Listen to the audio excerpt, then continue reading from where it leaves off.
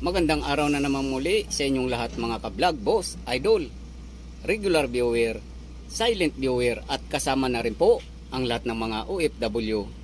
Ang gagawin ko naman po ngayon ay mag-inspeksyon na naman po ako ng battery ng dump truck.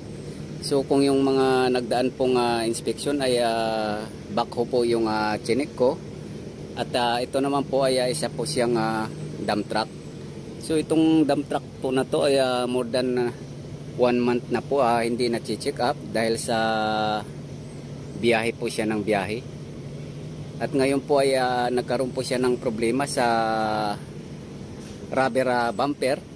So kaya po sinasabayan ko na rin po siya para ma-inspection ko yung para sa electrical system po. So ngayon po ay checkin ko po yung tubig po ng battery. At i-inspection ko na rin po. Check ko na rin po yung pag-testing po ng tubig. Yung hydrometer test kung okay po ba siya or pasado po ba siya. Sa ngayon po ay checkin ko yung label niya.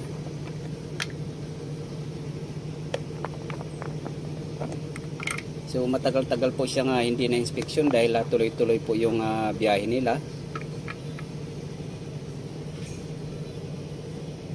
So ito po ay mababa po siya.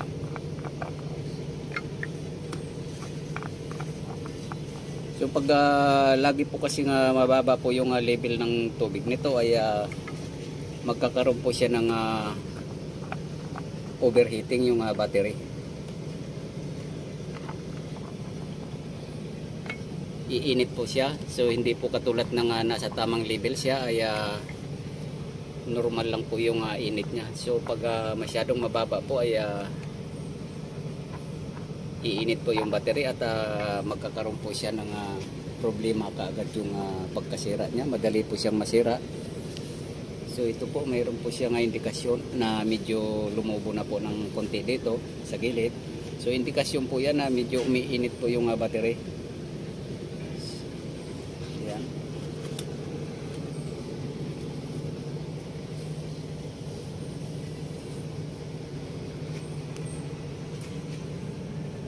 So mababa po siya. Kailangan po siyang tapapan. Ilalagay po natin sa tamang level.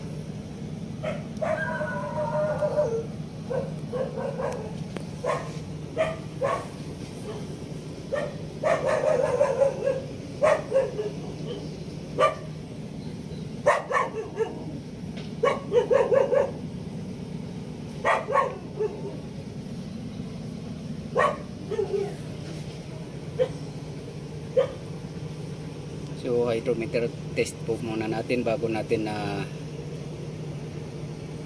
tapapan ng distilled water.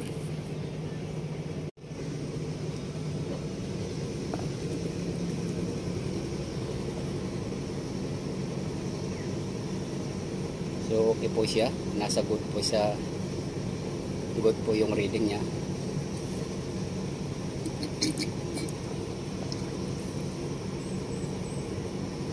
So ayan po. So kailangan po natin na mapamilyar itong pag-check po na to ay baka mayroon din po kayong sasakyan na katulad nito na wet type po yung nilalagyan po ng tubig. So pamilyar nyo po to, baka bandang uli kailangan nyo po itong knowledge na to.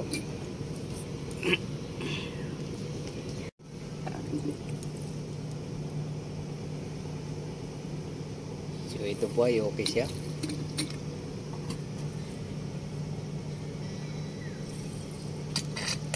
Okay po siya.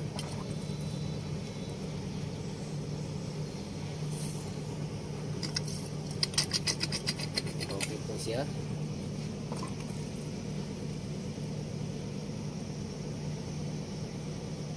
So lagi po natin tandaan pag nasa green po at saka white okay po yung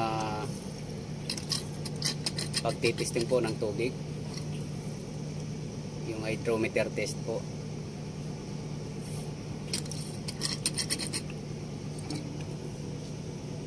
Pag nasa red So kapag nasa red po, basta nasa lower portion ng red, wala pong problema siya. I-charge lang po natin siya.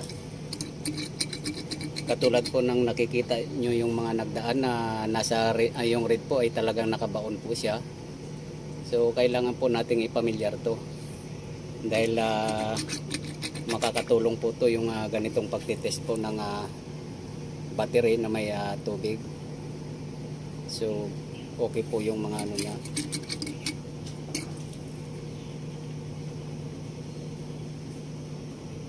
So ito po ay nasa red pero lower portion po siya.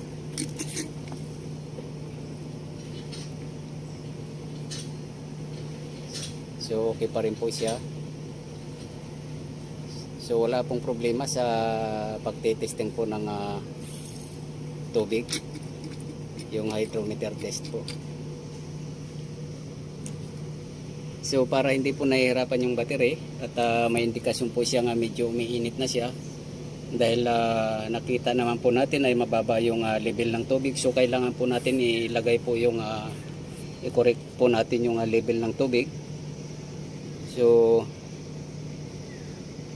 distilled water po ang pang top up natin.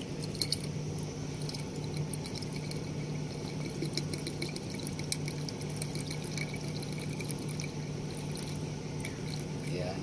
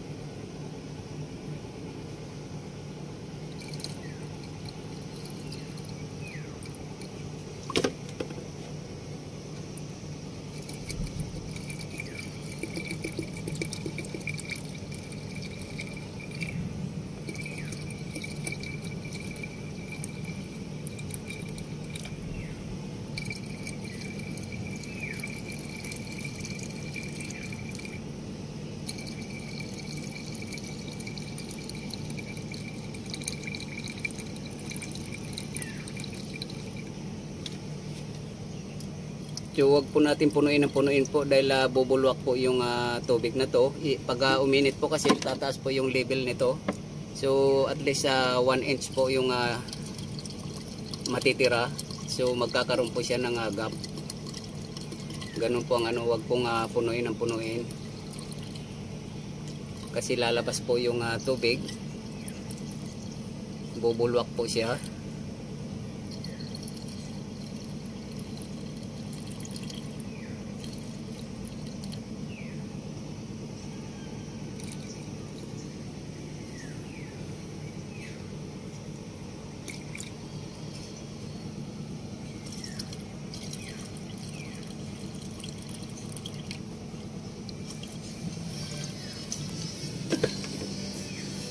So ganun lang po yung pag-check po ng tubig battery. Panatiliin po natin nasa tamang level po yung tubig para wag po mag-overheat. At kaya po siya nag-overheat dahil bumababa rin po yung capacity ng current ng battery dahil mababa nga po yung tubig. So bali diyan po bumabase yung current. So kapag konti yung tubig, konti rin po yung current na nai-imbak sa battery. At siyempre po pag konti po yung current, persado po yung battery, so iinit po siya. So madali po siyang masira yung battery pag lagi-lagi pong mababa po yung tubig. So sana po nagustuhan nyo yung video kong ito. At kung gusto nyo pong mapamilyar yung pag-aalaga ng battery, so panoorin nyo lang po sa video ko. Marami na po akong video kinuha ko, iba't ibang klaseng equipment. At hanggang dito na lang po ang video kong ito. Sana po nagustuhan nyo. Please like, subscribe na lang po and hit notification bell para sa susunod na mga video. God bless all po.